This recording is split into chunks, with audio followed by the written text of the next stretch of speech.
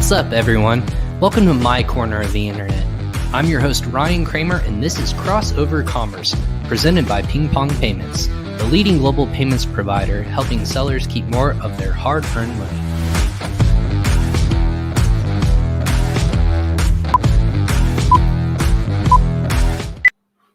Hey everyone, how's it going? I'm your host, Ryan Cramer, and welcome to another episode of Crossover Commerce, episode 95 of this beautiful show that I have deemed Crossover Commerce. In today's episode, we have titled it, Using External Traffic to Drive Rank and Sales. Lots of different things we can dive into today, so I'm really excited to get you all here and dive into all the different tips and tricks we're going to be learning today from our host.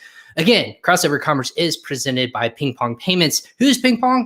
Well, let me tell you, PingPong transferred more than $150 million a day for e-commerce sellers just like you.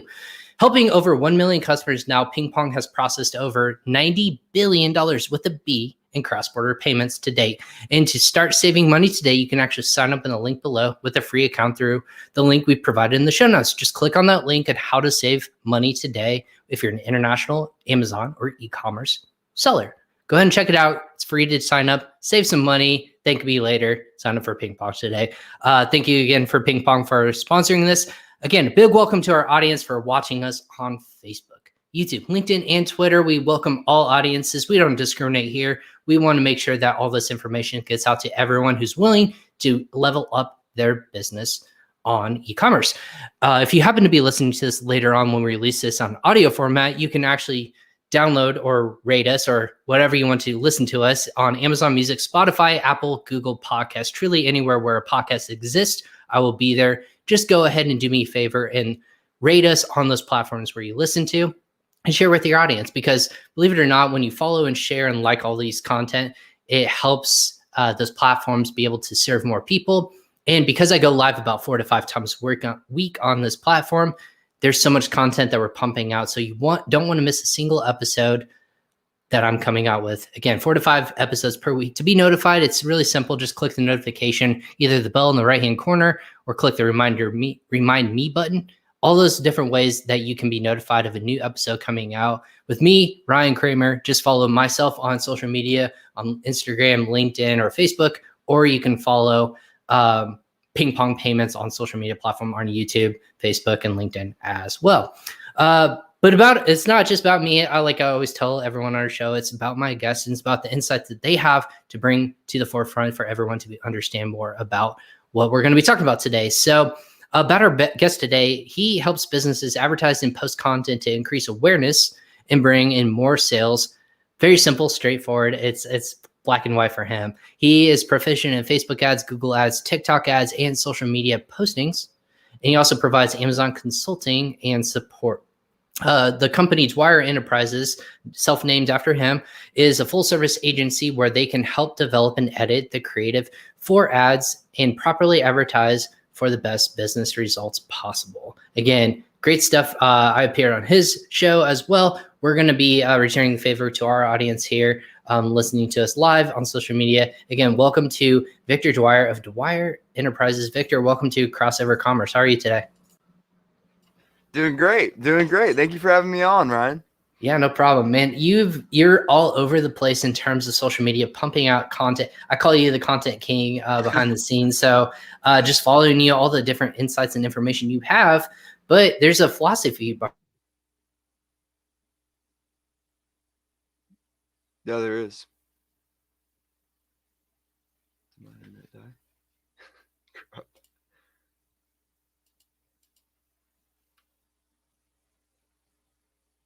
Is my internet?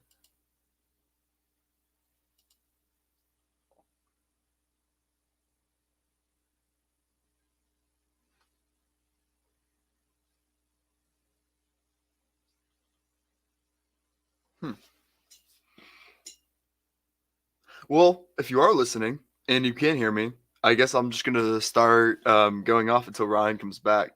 Right now, he's frozen for me. So I guess I'm just going to keep talking. So basically what I do is I help Amazon businesses gain traction for their Amazon business. So I could do that a lot of ways. I help them gain rankings and sales for their Amazon products. So this could be new products that people come to me with, or old products of they just want to gain rankings for. They might come to me and say, hey, I want to rank for this keyword and I need to increase sales. And I go, great, let's do that. So, and then I do that by putting up a Facebook ad and then guiding them through a messenger phone. Hey, Ryan. Sorry about that, Victor. This is the bit crazy thing about live show. It's live, and I just lost internet for a hot minute. So I'm so glad you carried on. No, yeah, tell me a little bit about your background. Sorry about that. I'll let you continue. Like, no, I was just carrying on. I was like, I might as well just keep talking. No, man. Yeah, please do. Go ahead. Yeah, I was basically telling them how I help Amazon sellers increase their rankings on Amazon by getting them through a Facebook ad, guiding the customer through a Facebook funnel, essentially, and then having them type a certain search term so that way they can increase rankings, increase sell-through rate, increase conversion rate, which drives down PPC costs, which increases rankings, and it basically helps the overall product on all accounts, and it really benefits them to have these type of promotions in place to help the overall product gain rankings and gain sales. So that's a simple term. It's search, find, buy, correct? Is that the philosophy that we're implementing here? So because there's so many different ways that we're ranking on Amazon, why is this the number one key that you're bringing people to use or educating people to use? Like what's the math behind it? What's the philosophy behind it? Yeah, we basically use search, find, buy because it's so effective.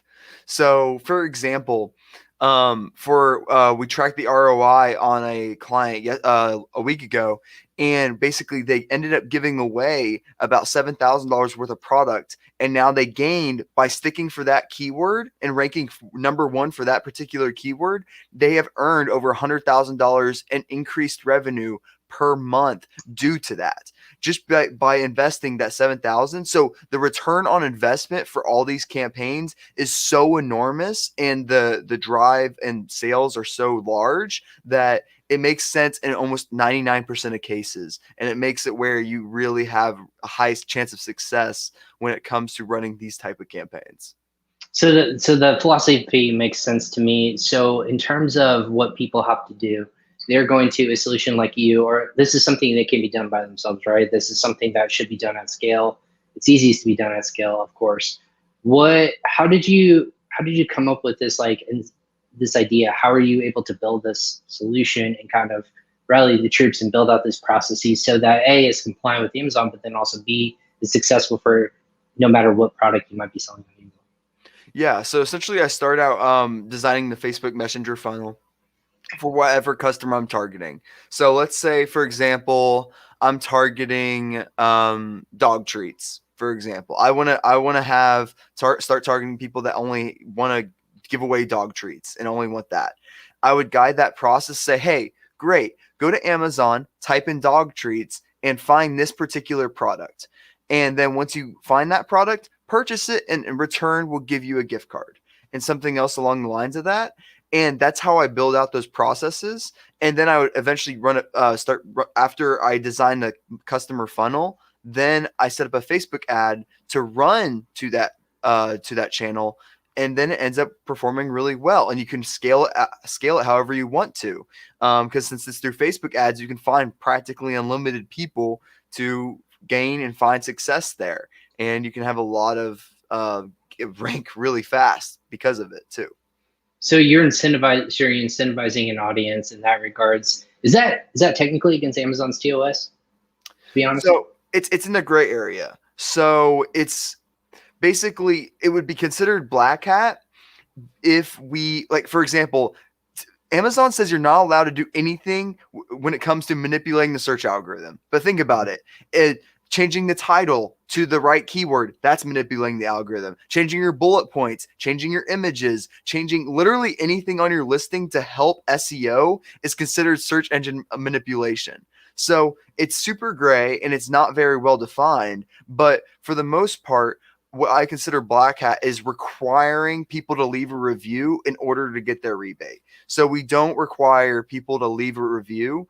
Or even sometimes we don't even ask for the review, and we basically just do it for the rankings by itself, and in return giving them the gift card. So it's in the gray area, yes, but we don't mandate that they have to leave a review, making it not in that full black hat spectrum.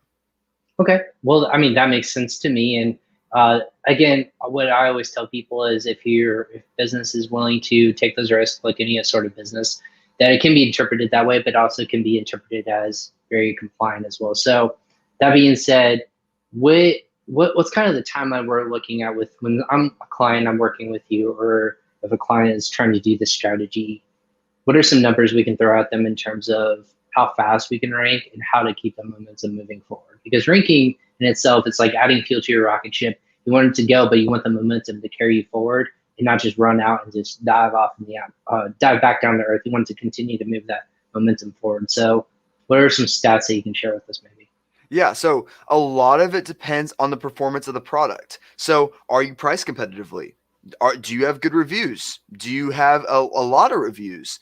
And if all those are yes, and you like, I always tell my clients, if you were number one on this for this keyword, would people buy you over someone else? Because I can boost your product all day, but if you don't have a price competitive product, if you don't have good reviews, if you don't have all these things, then people aren't going to choose you. You have to be unique in some way.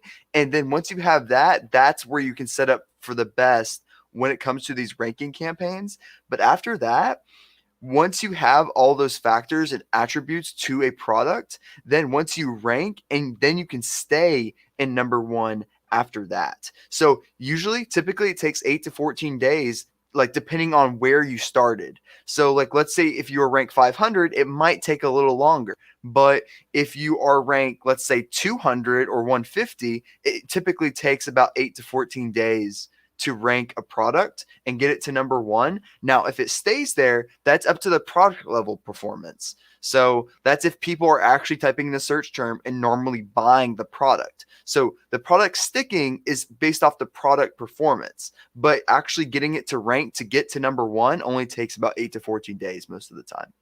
So how are you like what's the math? I personally know, but I would like to share with the audience if you're able to to do that with people. When I'm ranking on Amazon, people always want to know how do you even like measure how to get to number one? Like what is the secret sauce in terms of like knowing how much is enough to get yourself to get there? Obviously not every product is selling thousands of units per day, but what are those kinds of like formulas that you have to implement in order to drive results and rank just to get to the top of the page? Like what like based on the algorithm. Does that make sense? Like how many to give away? Like Yeah. yeah. Yeah. I usually use helium-10 to give Mhm. me a good estimate of how many products I would have to give away in order to rank for that search term. And usually, my campaigns run a little bit more effective, about 30% more effective than those. And a lot of it depends on the product. So, like, let's say if I get you to mid page one and a ton of people order your product because you have a better product, you might have to give away a lot less product than what the Mhm. number is showing. So if it says 500 units, but you have an amazing, unique product that everyone wants, you might only have to give away 100, and you can rank one easily with that. So it really depends on the product level performance, but usually I use helium-10 to tell me how much a good estimate is to rank for that keyword. And I might have missed this when I was in my temporary frozen zone of the internet ether. When you're giving away and you're doing full giveaways, this is 100% giveaway and you're offering 100% rebate. Is that the philosophy behind it all? Yeah, it's and Okay. I do that because I did an A/B test of testing 50%, 60%, 70%, 80%, 90% off. And you actually like the whatever the $5 you try saving and a 70% off, you lose and it's more expensive to do a 70% off to find other Facebook ad customers to actually buy your product. So if you literally it's cheaper to give it away for free when it comes to the Facebook ads than actually trying to do the 70, 80% off type of thing. Right, because the philosophy is you have to give away more at a lower discount because Amazon doesn't reward 100% conversion. I'm assuming the philosophy is buy at full price, giving 100% cash back in terms of rebate. Amazon rewards full price purchasing instead of a discounted price. They're going to measure that in their algorithm. Is that Yep. in the same light? Okay. Yeah. Just want to be clear. I feel like I know this, but for people who are listening to this or watching this, Amazon will reward full price sales over discounted price or like a discount or coupon code 10 times out of 10 over the other, because obviously they're getting more money, so they're going to reward that product, but also it means they're not you don't have to be incentivized to buy such a quality product. So that makes sense for me. You're looking at velocity of products on page one or top of a keyword, specifically building campaigns around that, and then kind of going from there. When someone comes to you, and we actually had this question, and this is a good question to ask, what are some of the most difficult keywords to rank for? Are you going to stay away from short tail keywords, or are you going to start from Brennan on Facebook? He asked this question: what are some of the more difficult keywords to rank for? I'm going to assume it's going to be like either branded products, or you're going to be talking about short form keywords. Yeah, so it depends on the scale of the client product. First, inventory. Like before COVID, like this wasn't even an issue about inventory, but since of Amazon's inventory limitations, like the worst thing in the world, like I actually feel pain when this happens. When I rank a product to number one and they get a huge increase in sales, like sales are just like booming, and then boom, we run out of stock. And then we lose all like half of those rankings that we just earned was just lost because we went out of stock. So first, I check inventory. Can we actually handle the velocity of that keyword? And if that answer is yes, then I go for short tail keywords. So that, like, if we're talking about dog treats again, I might target, depending on the scale of the actual product, like, and if they're priced competitively, good rankings and everything, then I'm going to let's go after dog treats, like giving away 500 to 700 units. That can be totally done. You can totally stick that landing. It's happened in the past. And, if the scale of the client is a little bit less, I might target dog treats for small dogs. And I might start going in that direction and seeing what the success level is there. But for the most part, when it comes to what keywords I'm targeting, I look at the client scale, like what their inventory looks like, and if they can actually handle the keyword velocity on that keyword. And if that is, then yes. And number one, I did test doing a branded search term. And I would not recommend doing a branded search term when it comes to organic, because it doesn't tend to perform as well. So when it comes to difficulty, I would not go for branded, but those short tail ones are really difficult, but it's the same philosophy. You just have to give away more products. Right. Obviously, the higher, the more competition there is in terms of a keyword, the more you're going to have to give away, because more than likely the volume is going to be so high in terms of either sales or giveaways and whatnot. So it's kind of a risk versus reward kind of mentality. Do you often, how many keywords are we looking to rank for at a given time? Is it smart for people to go after a major one and let it trickle effect, or what's kind of the best case scenario to target, like 2 or 3 at a time, or maybe try to do 10? Because PPC versus like just organic ranking is going to be completely different. What's your mentality in terms of ranking on that? Usually, so if it's a smaller base client, usually I'll target 3 smaller, like if it's smaller keyword volume, I'll target 3 different volume sizes and basically 3 different keywords, and target those low volume keywords to try to get the most impact possible. So that would be like dog treats for small dogs, dog treats for large dogs, dog treats for medium dogs, and basically targeting those 3. And that's when I actually start doing multiple. But if I'm targeting what I call the big kahuna keyword, which is like that huge, like dog treats, literally 2 words, that's the big kahuna. And if I'm targeting that one, I literally focus all my attention on that one keyword and really try to drive as much sales as possible. Because then you will see a small trickling effect to other keywords, yes, but you also see huge decreases in PPC spend, or PPC, like you'll see huge increases in PPC efficiency, because Amazon's going to look at your conversion rate for that product and go, wow, that's amazing. And then your PPC cost per click is going to go way down because of that. So it's going to help advertising, sell-through rate, conversion rate. It's going to help everything on the product. And that's why I target that. If it's the big kahuna keyword, I always target only that one.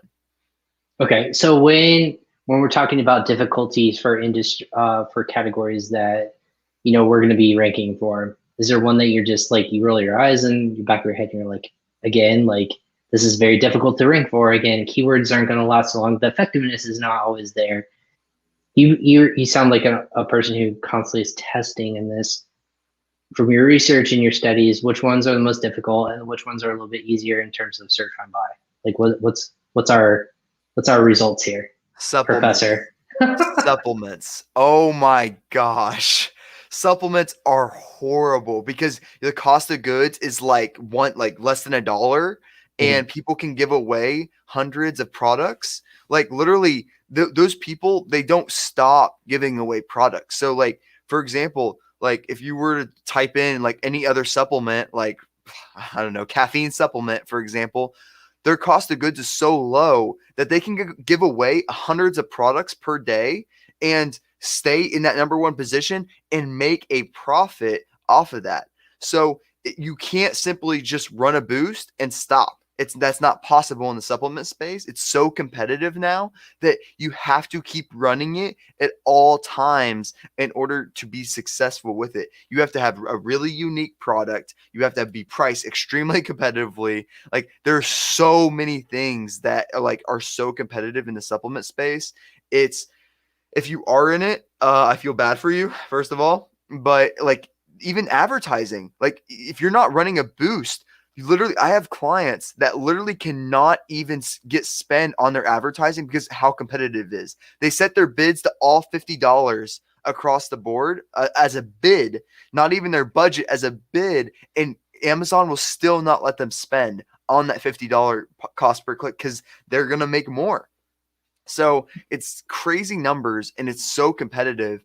And it comes down to the point where you have to do a boost in order just to get advertising spend to go through. That's how competitive it is. Like Amazon will not even let you spend your money for how competitive it is in that space. It is insane. So if you are in that space, get ready to constantly spend. And if you are having success in that space, good, like congrats. I'm super happy for you. But it is a tough space for sure. Absolutely. So is there on the flip side, is there an easier one? Like obviously there's long tail keywords you can go for, but is there a typical category that would make it seem pretty easy to rank effectively and have more bang for your buck, if you will?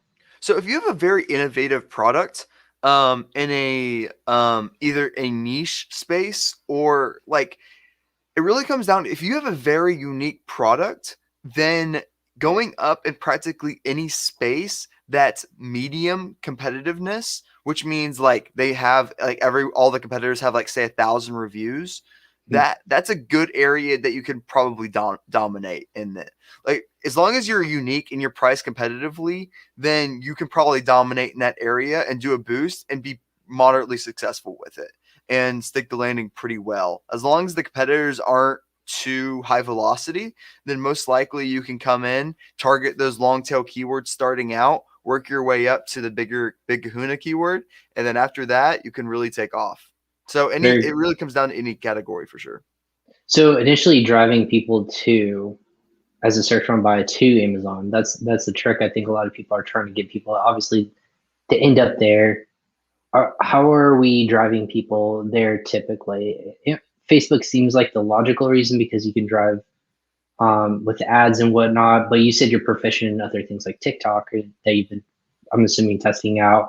Other sort of social posts or even on Google shopping and pointing them in that direction. DSP even makes sense to me. What are the most effective ways to drive people to make that search from buy experience happen a little bit, more cost effectively, I should say?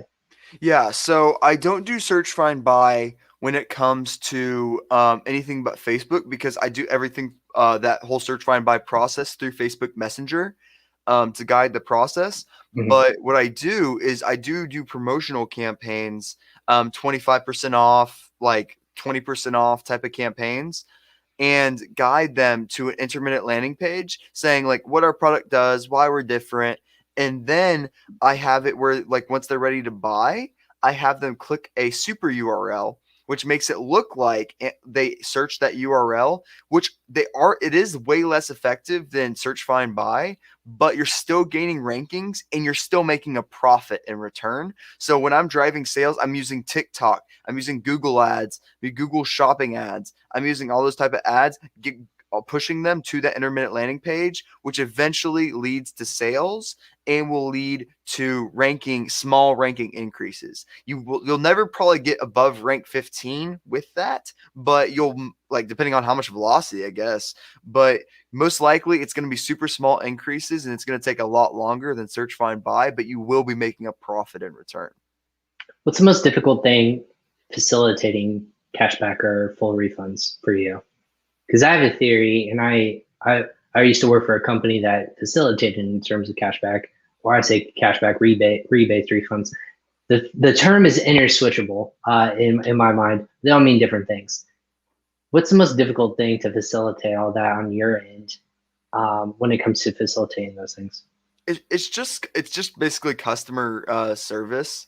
Like, when it comes down to it, the process is 100% automated to have no issues. But there's like those like that 1% of people that, like, for some reason, like, instead of pressing the button yes, they actually type yes. Like, I don't know why that's a thing. I don't know that you have to press the button. It, like, doesn't make sense. They just don't understand how Messenger works. But there's always that 1% that messes it up. But that's really it. Everything else is 100% automated. You can go through it without even interacting with any human if you wanted to. So yeah, going through that process and making sure everything gets either cash back. Are you mainly doing it in the forms of a credit to the account, or what's kind of the reward system, or like Visa mail a gift credit card, Visa gift card? So Yep. it's in the mail that you have to give some sort of, it's through email. Through email. Okay. Yeah. So in that regard, are you also collecting customer data? Are you specifically, or like, I mean, are you trying to create another buyer audience to, again, facilitate more of a, hey, join our newsletter list, or like for new and upcoming launch products and whatnot? Typically, no. Just because most clients aren't really, when it comes to Amazon, they're not really big into Amazon, or most Amazon clients aren't really big into email marketing. It's just how it is. And this audience is a little bit different. Their intent is different. Like, they're basically, when they see the Facebook ad, they're like saying, oh, like, why not? Why not just purchase this product? It's free. I'm going to at least try it out. So typically it's a little bit different. If I would structure my promotional campaigns and because those promotional campaigns, they have intent. Those, like, I'm trying to convert them to a customer. But when it comes to these search, find, buy, rebate kind of products, campaigns, I'm more focused on rankings. I really don't care about who my customer is. I just need them to buy the product and gain rankings, and that's it. So I'm not really worried about what the customer is. I just need them to get the rankings. So the intents are different and the customer behavior is different. So I don't really do any email marketing when it comes to search, find, buy, but when it comes to my promotional campaigns, I do. Yeah. Is there a fear that with a maybe mistrust, or like a level of mistrust on social media, that people, if they see like your ads, is like, hey, like this is something that's legit, or you can get this product for free if you buy it. Is there ever that sort of issue, or maybe concern in a world where constantly there's trying to figure out what's true, what's not? You're trying to attract new customers, but also continue to service your own. How are you trying, like, what's that battle like, fighting that day to day, especially when your success comes on social media? Yeah, so luckily it's very easy because it's so common now. Like 2 years ago, well, when messenger marketing was just starting, it was a little bit more difficult. Like, to convince people, like, hey, we're not going to scam you, we're legit people, and everything else. But that's when the process was 100% manual too, so it made it really tough. But for the most part, now that it's so common, people are constantly doing, like, for example, I've probably gotten at least $5,000 worth of free stuff off of Facebook ads, like, just through the Really? messenger. And, like, literally just like, oh, I get a free vacuum. Cool. I'll just get the vacuum and I'll get a rebate. Sign me up, man. I'm always Yeah. down to test everything. I'm testing an air purifier right now, actually, for Yeah. 1P company. So Yeah. won't say who, because I don't know if I'm allowed to be honest. I signed a bunch of stuff, but I'm Yeah. testing out. I'm I all go about crazy because pre-testing. like I know the flow so well, and I know how to break their bot. Like, because I know how to get through all the safeguards because I build these like every single day. So like I know what to do and how to like break their bot. It's so funny, but essentially I get a bunch of free product, and it's so common now. So the customer behavior is very set so that they will get their rebate. And honestly, the customer has all the leverage because if they leave a bad review, you're screwed. So like, and they never end up doing that because you actually give them the rebate. But let's say if like at the end of the day, they have all the leverage. So if you don't pay them and they leave a bad review, it's going to look bad on you. So you just don't want that to happen. So they have all the leverage and they know that. So they're mostly okay with it. So what's one thing that you wish you would have known going into this? You're like, I'm Victor. I'm going to build out this amazing processes to help people rank and get, drive great conversions. But I messed up on that one thing, or I missed out on this opportunity that maybe it was in front of me and I just didn't take advantage of it. What was one thing you wish you would have known in this arena that you would have known when you started? When I was starting out, I wish I could have automated the process at the beginning. That was Um, saved a lot of headaches. Yeah, like when I started out, it was 100% manual. Like I literally had to copy the person's email address, put it into PayPal, type in how much their rebate was, and it would always end up being a couple cents off. And I would have to send them like a 20-cent other transaction. And it was horrible. I would spend like 5 hours a day just doing like the rebate process, and it was horrible. And I wish I would have just used like my automation. I wish I would have spent that time just creating my automation system like I did at the beginning, because it would have just saved me so much time and so many headaches in the future. So automating the process at the beginning would have saved me a ton of time. How are you protecting your clients or other people from like bot traffic or just not legitimate user traffic? Because that's something that always people fear is like either black cat tactics or some people that are trying to attack a listing, or even worse, I've seen it from customers who have been attacked because they're giving a pretty steep discount, drive traffic and get all these rebates away, and then either keep the funds or it's not going to a legitimate person. What's kind of the fear behind that, or if there is a fear, like how are you guys protecting your clients from that? Yeah, so I have I think I have exactly 7 safeguards within my flow, because like I said, I go through other people's mini chat flows all the time, and I know how to get multiple rebates. Like that's not hard, but I know what to look for and how to stop people like me that know how to do that. So basically I have up to 7 safeguards, so no one person can get multiple rebates no matter what happens after that. And also I make sure that as long as they're like going to Amazon and typing in the search term and buying the product, that's what we're looking for. And as long as they're not getting multiple rebates in return, it ends up being okay. And I also regulate the process. I can put a counter in to basically say, only give away 10 today, only give Mhm. away 20 today, 10 units per day. And I can set that easily and regulate the amount of people that come in the flow.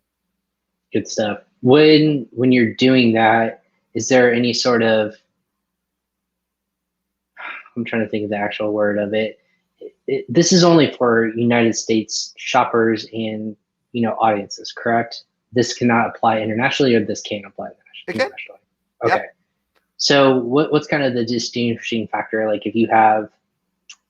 if traffic's coming to a listing, you're obviously driving them to mostlikely.com.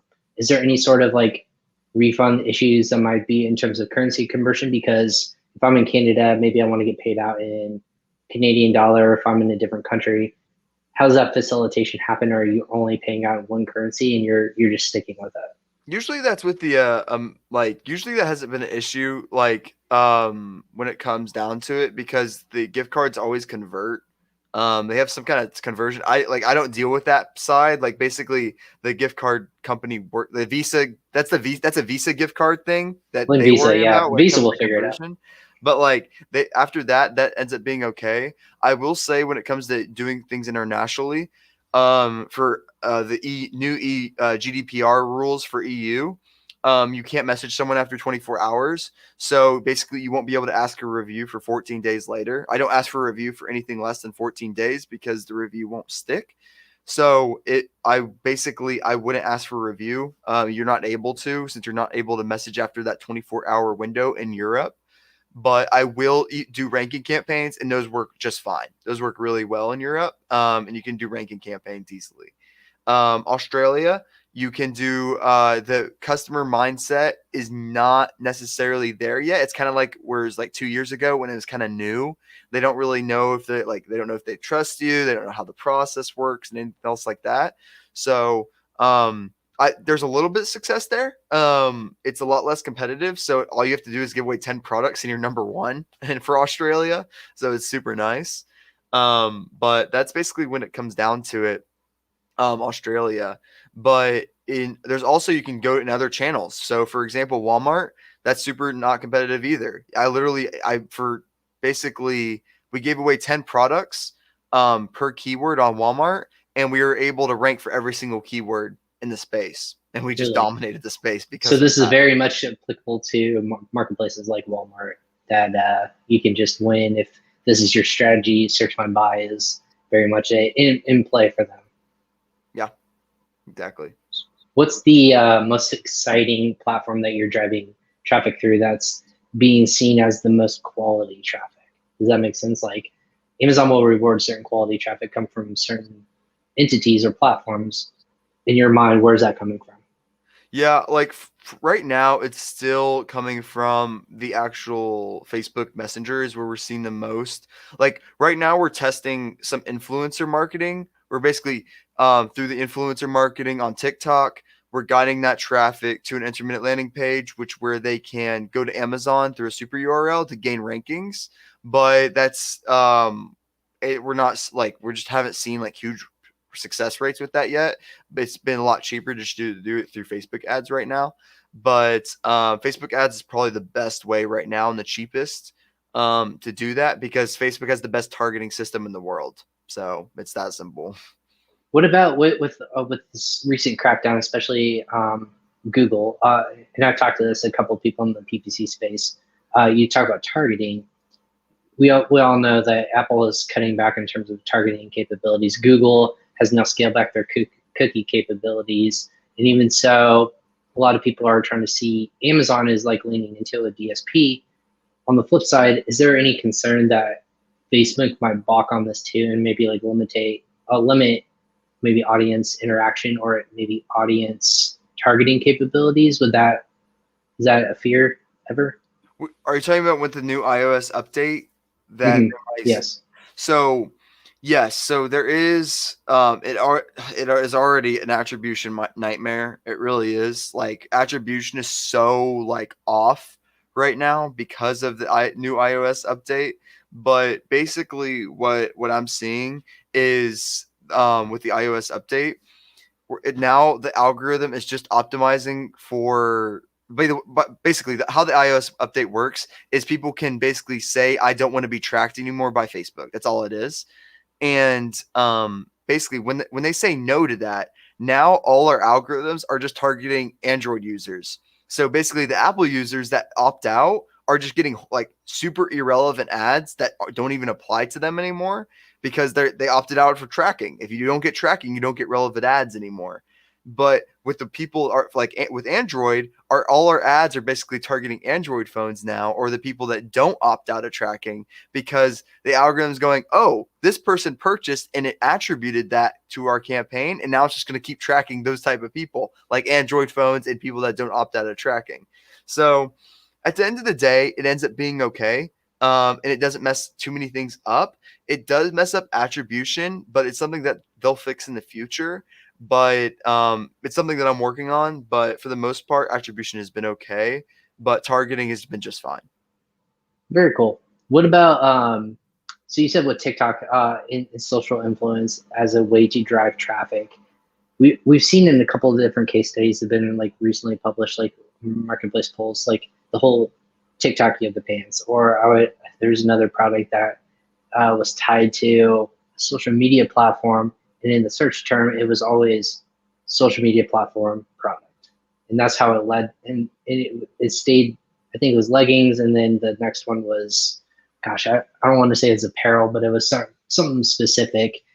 It is, and they were the top 50 search terms in organic ranking for a solid month or two.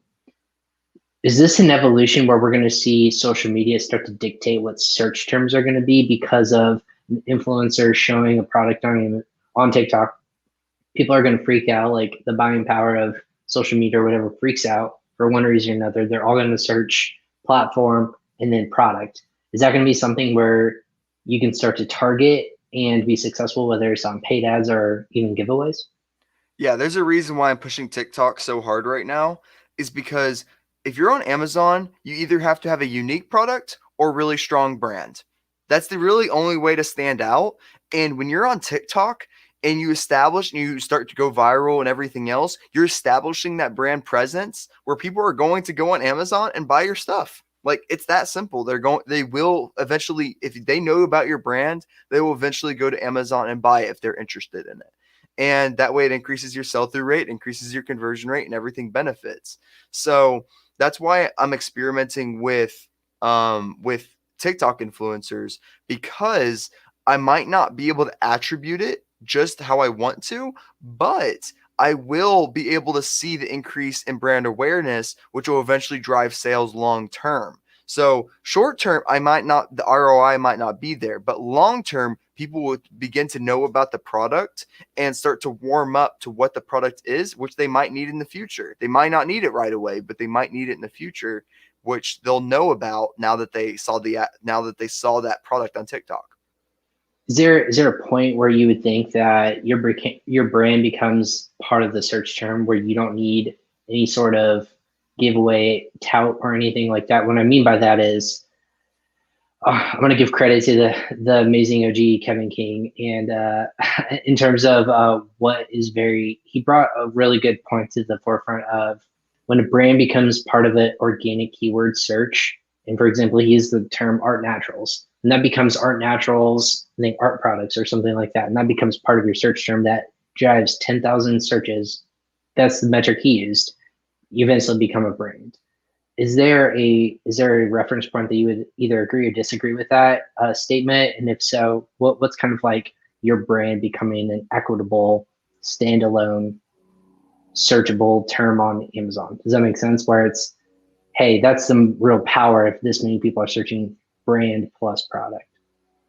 Yeah, and it's something that you'll like build over naturally as the brand progresses, really. Mhm. Like once people know about your product and you do have that strong social media presence, people will begin to start searching your brand a lot more when it comes to with the search term, and it'll end up just performing well on its own. So it's not something that we necessarily worry about because it's just something that happens naturally. And like in what we typically target are like general search terms. Then eventually, once people begin to know about our product, then they start searching branded. So normally, I don't worry about branded too much there. Gotcha. Well, that makes sense. I guess my final question for you, Victor, is when you have a product that's kind of like in the stasis form, and I mean by that, it's been on the market, it's lost its honeymoon phase, it's no longer driving consistent traffic, and it's kind of like on page 10, 12, something like that. Versus ranking a new product, which one would you rather be working with? One that you can revitalize back to life, or one that has brand new, no kind of dings against it, and it has zero reviews? Which one's easier to kind of like rank, or do you think they're both in a similar light? I would prefer one with more history. Amazon prefers a product with lots of sales history. And that's why usually when you put up a product on Amazon, it doesn't really go anywhere, is because there's no data. There's no history of sales before it. But when you have a product that already has sales, has reviews, has rankings and everything else like that, it makes it where it's a lot easier, and it's essentially the same process. Like when you're on page 10 for that old product, it's the same process of ranking a new product that's on page 20. It's like you're going through the same process. You're still trying to gain rankings, gain reviews, gain sell-through rate, gain conversion rate. and it's essentially the same process, but I would most likely prefer to have that old product with a lot of sales history. Excellent stuff. Well, I'd talk about this all day with people if I could, and I know I would with you because you have a lot of insight, very similar to what I've ran into as well. But you've been so successful in just the background and history that you've been able to bring to the forefront. It seems like you're going to continue to grow and continue to pump out content like a true content king, I should say. But if people, if Victor, if people want to reach out to you if they're listening to this, like that's such great thought behind all of this. Where can people reach out either to like just pick your brain, more just like get in touch with you or work with you? What are those options that they can do that for? Yeah, I post almost everything on LinkedIn. Just search You Victor have to Dwyer. be on LinkedIn. Yeah, yeah. I post 100. I focus 100% of my attention on LinkedIn. Victor Dwyer. You won't spell my last name right. I guarantee it. But just like D Wire. Let's just try that. And yeah, just search me on LinkedIn. Connect with me. Happy to answer any questions. And just happy to help you any way I can. Hey, keep up the good work, man. I value and like I like all the testing you're doing. I've been able to pick your brain in more ways than one, so it's been fantastic. And for people who are listening, he lives in a space where I grew up or was born 10 minutes from each other, even less than that. So it's small world after all, as we like to say it. So good stuff in Texas for you. Continue to stay safe. And are we going to be expecting anything else moving forward? Like, are you kind of planning anything special coming up for 2021 that you have expectations for the remainder of the year? Yeah, I'm pushing like I said, I'm pushing a lot really hard to TikTok right now because like the engagement rates are insane right now when it comes to like influencers. So this year I'm gonna start pushing really hard toward TikTok and driving those sales toward Amazon to gain rankings is where I'm really pushing hard for all my clients and where I could really see a lot of benefit. So I'm taking that influencer content that they create, making a TikTok ad out of it, and then also get like so that way I'm gaining both brand awareness from the influencer and sales from the influencer, and also creating the ad from it and advertising because advertising's super cheap on TikTok. It's even cheaper than Facebook, and I can target those people and start even really getting everything going through TikTok. So for 2021, I'm really going to be focusing on TikTok a lot more and really trying to push that for clients. And I'm just going to keep testing like it's crazy. Like on my LinkedIn, I'm literally testing like in every single aspect of my life. I just test. I test like it's my religion essentially, and I just constantly trying new things every single day is what I try to do. How many posts per day, by the way, on LinkedIn are you pumping out So I per day? post once a one. Technically I post 5 pieces per day, but I post 1 per platform. I try to get to 2 on LinkedIn, but it killed my engagement rate on my other post on that day. So I do 1 a day now. I want to do a lot more than that, but right now I'm just focused. I basically have to choose what post I want to do, and I do 1 a day per platform and really just try to tackle it there. But yeah, I've seen huge success on LinkedIn. The organic reach is insane. That's why I focus on TikTok as well, because organic reach, that's the free reach. You can do a post and thousands of people can see it. That's amazing. Like think about on YouTube. You can't just make a YouTube video and expect out like thousands of views just to happen within 24 hours. It doesn't work like that. But on LinkedIn, like it's not abnormal. I get probably 5,000 views per day on LinkedIn just because how crazy the organic reach is. So, and then you can do the same thing on TikTok. So if you are a business or an Amazon seller, you should be on TikTok and be like showing what your product does because the organic reach is insane. And if you even want to advertise it, you can advertise it for $10 a day and reach even more people.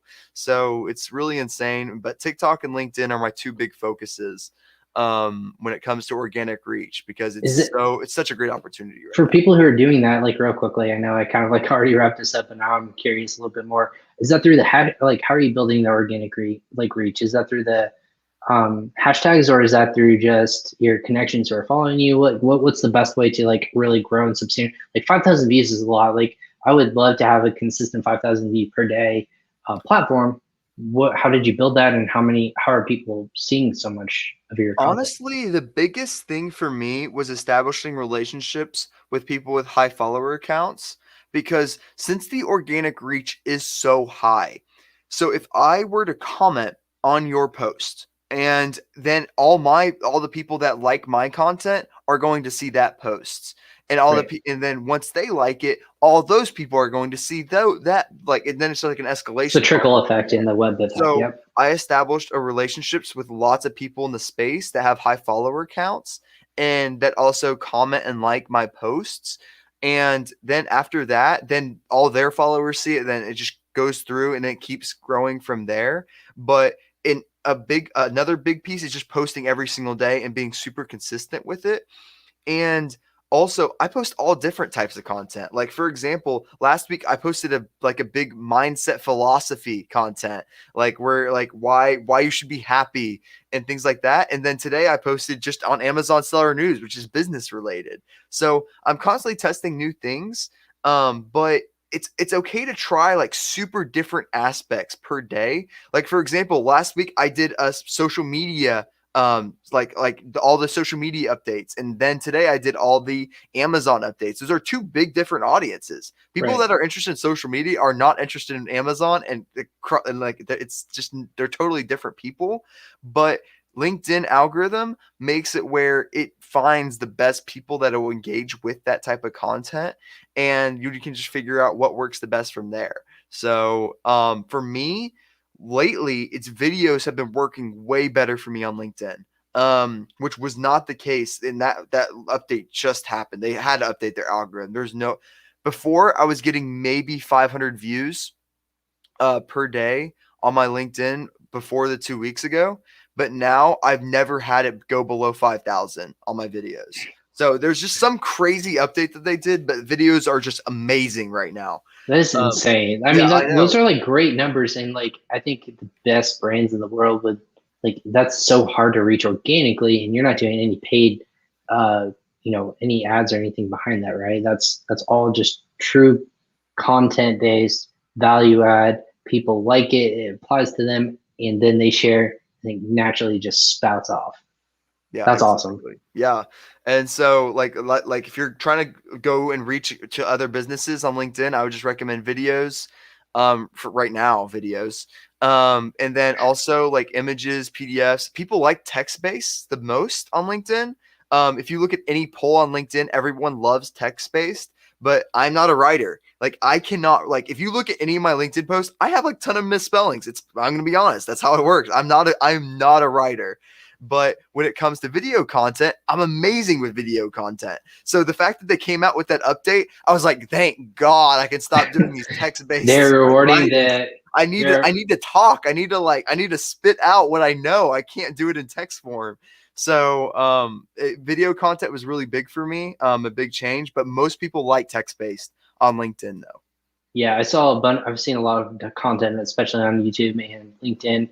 They're going to start more social media platforms will be rewarding creators more than viewers and activity. I think that's why algorithms are going to continuously change. The more content you're creating, the more engagement you're going to see happening organically. Like case in point with you. So awesome, Victor. Thank you so much again with all your insights today. Again with ranking, even on social media, we touched a little bit of all over the place. And thanks for carrying the show for the first like 5 minutes of the show. My God, that was a freak accident. I don't know what it is. I think it's going to snow tonight, and this is just the sign of the apocalypse coming from where I'm at. Of like, we can't get out of this winter weather. It's just like it's so bad, man. So, anyways, thanks for Look, I look outside, and there it is. It's starting to snow. That is case in point to wrap up today's show. Thank you so much for hopping on Crossover Commerce. We'll be in touch soon, man. Thank you. Bye. Awesome. Thanks, everyone, again, for Crossover Commerce. My name is Ryan Cramer. I'm the host of this show. Typically, I'm on the whole time, but today was not the case. I froze up a little bit at the beginning, so I apologize for that little that technical difficulty. But this is the beauty of doing live show. Nothing's edited. It's all raw. It's all me coming and engaging with my guests. You can also do the same too. If you have a question on what Victor said or any of my guests say in the future, you can comment on us live.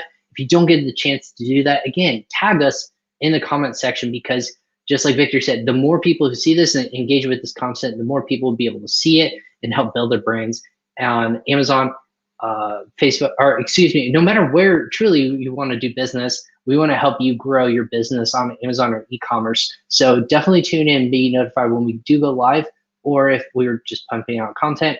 Make sure you engage with your audience too, because I like social listening. Make sure you're engaging with people, what they like, what they don't like, if you agree or disagree. Give them feedback. I think everyone can all benefit from that, especially in the space. If you haven't met with that person, social listening is the best way to do that, by like engaging with their content and then going forward from there. But again, this is episode 95, using external traffic to drive rank and sales. Make sure you follow us on all the social media platforms. Follow myself on social media, on Facebook, LinkedIn, Instagram as well. Make sure you stay live. Tomorrow's gonna be a fantastic episode, and then we'll also be live on Friday. So make sure you stay tuned for when we do go live on those platforms as well. I'm Ryan Cramer. We'll catch you guys next time on Crossover Commerce.